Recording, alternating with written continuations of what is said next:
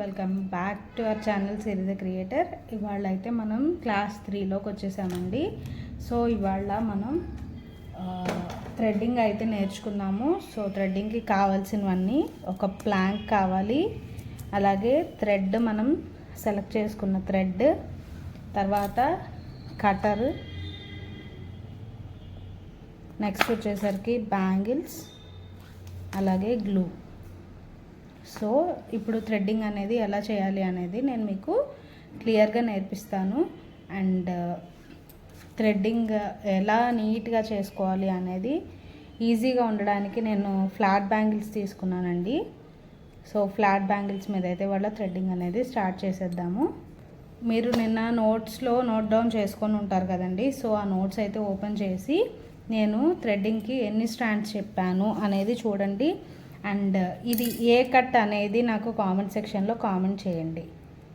Classes follow అవుతున్నారు కదండి, నాకు కూడా తెలియాలి కదా మీకు అర్థమవుతుందో లేదో. ఇది ఏ కట్ అంటారు అనేది నాకు ఒక్కసారి మీరు కామెంట్ సెక్షన్లో కామెంట్ చేయండి. ఇవాళ ఈ కట్ బ్యాంగిల్స్ అయితే చేద్దాము. సో ఈ కట్కి ఎన్ని స్టాండ్స్ తీసుకోవాలి అంటే ఎన్ని పోగులు దారం తీసుకోవాలి అనేది కూడా కామెంట్ సెక్షన్లో కామెంట్ చేయండి. క్లాసెస్ ఫాలో అవుతున్నారు కాబట్టి సో ఇది ఒక ఎగ్జామ్ లాగా అనమాట. సో దట్ నాకు కూడా అర్థమవుతుంది మీకు క్లాసెస్ అర్థమవుతున్నాయి లేదు అనే విషయం. ఓకేనా అండి. నేను ఇప్పుడు స్టాండ్స్ తీసుకున్నాక మళ్ళీ చూపిస్తాను. ఒక ప్లాంక్ అయితే తీసుకున్నాము, థ్రెడ్ తీసుకున్నాను. ఈ థ్రెడ్ని ప్లాంక్కి చుట్టుకోవాలన్నమాట. నేను చుడుతూ చూపిస్తాను.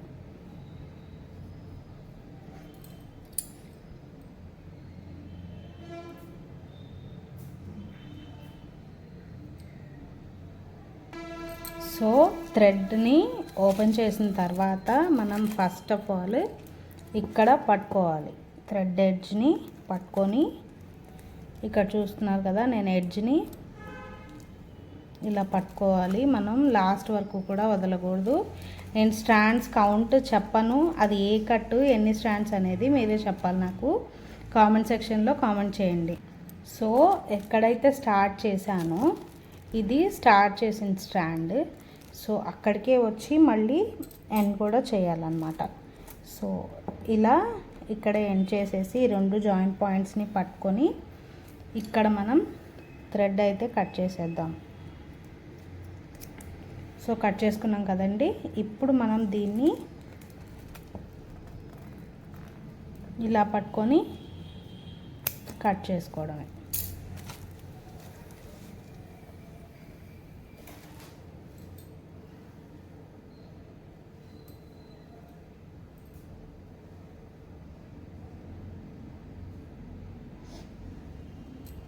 సో చూసారు కదా, మనం థ్రెడ్ని అయితే తీసేసుకున్నాము.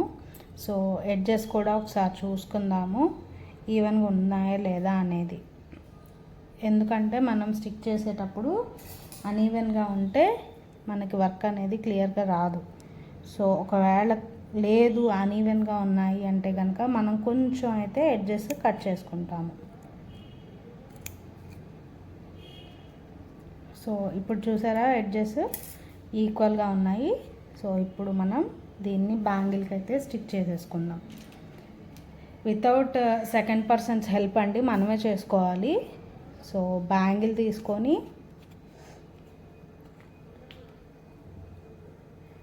పై నుంచి స్టిక్ చేయాలి. కింద నుంచి స్టిక్ చేస్తే ఏంటంటే జాయింట్ అనేది కనబడిపోతుంది మనకి. సో ఇలా గమ్ వేసుకొని కొంచెం ఇప్పుడు మనం ఈ స్టాండ్స్ని హాఫ్ ఆఫ్ ద పార్ట్కి స్టిక్ చేస్తాము ఇట్లాగా. దీన్ని ఇలా పల్చగానే ఉంచుకోవాలండి. సో చూస్తున్నారు కదా, నేను సెకండ్ మోడ్లో అయితే పెట్టాను. ఇలా పల్చగానే పెట్టుకోవాలన్నమాట. ఒక్క నిమిషం దీన్ని వదిలేస్తే కనుక లైట్గా డ్రై అవుతుంది. సో చూసారు కదా, సగానికి స్టిక్ చేశాను నేను. చేసిన తర్వాత దీన్ని ఇలా స్ట్రైట్గా అనుకుంటూ ఉండాలి.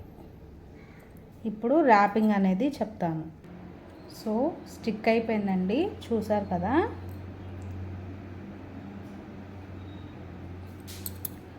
సో ఇక్కడి నుంచి మనం దీన్ని ఇలా స్ట్రైట్ చేసుకుంటూ థ్రెడ్డింగ్ అనేది చేసుకోవాలి. ఈ థ్రెడ్డింగ్ అనేది చేసుకోవడం నేను ఎందుకు లైట్ కలర్ తీసుకున్నాను అంటే, మనం ఏ బ్యాంగిల్నైనా కూడా కవర్ చేసి దాని కలర్ని బయటికి కనిపించకుండా చేయాలన్నమాట వర్క్ అనేది. సో నేను అందుకని చెప్పి కింద బేస్ వచ్చేసి లైట్ కలర్ తీసుకున్నాను. సో ఒక్కసారి ర్యాపింగ్ చూడండి. దీని మీద ఇలా గ్రిప్ పెట్టాలి, దీన్ని టైట్గా లాగాలి, పక్క నుంచి వేయాలి. మీకు ఇక్కడ చూస్తున్నారు కదా స్ట్రైట్గా వచ్చింది. సో ఇలాగే మొత్తం స్ట్రాండ్స్ అన్నీ కూడా మనం ఇలా అనుకుంటూనే ఉండాలండి. ఇలా లాగి పట్టుకొని దీన్ని పక్కన వేయాలి. సో చూసారు కదా, మీకు ఎక్కడైనా బ్యాంగిల్ కనపడుతుందా?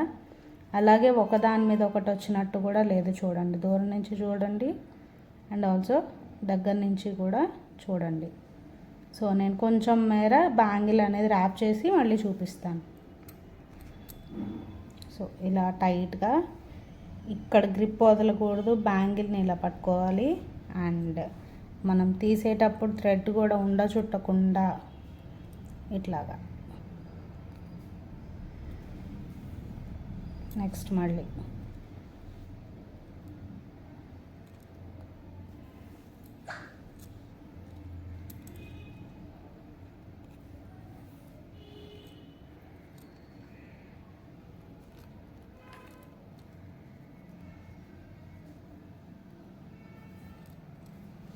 ర్యాపింగ్ అనేది ఇలా అనుకుంటూనే ఉండాలండి. చూస్తున్నారు కదా, హాఫ్ ఆఫ్ ది బ్యాంగిల్ అయితే ర్యాప్ చేశాను.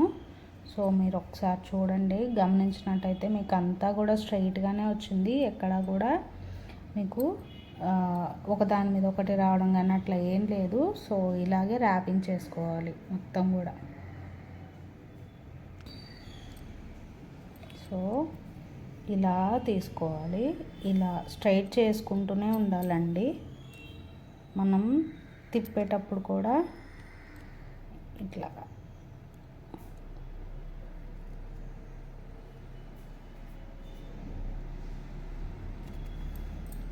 మనం మనకే చేసుకున్నా నీట్గానే చేసుకోవాలి.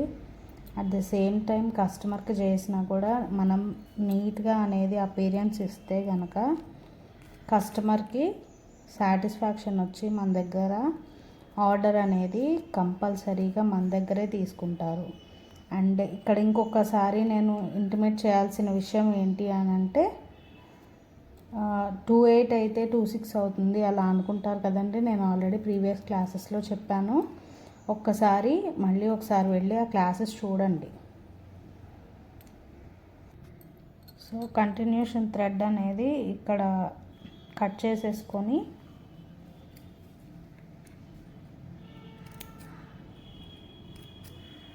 గ్లూ చేసుకోవాలి.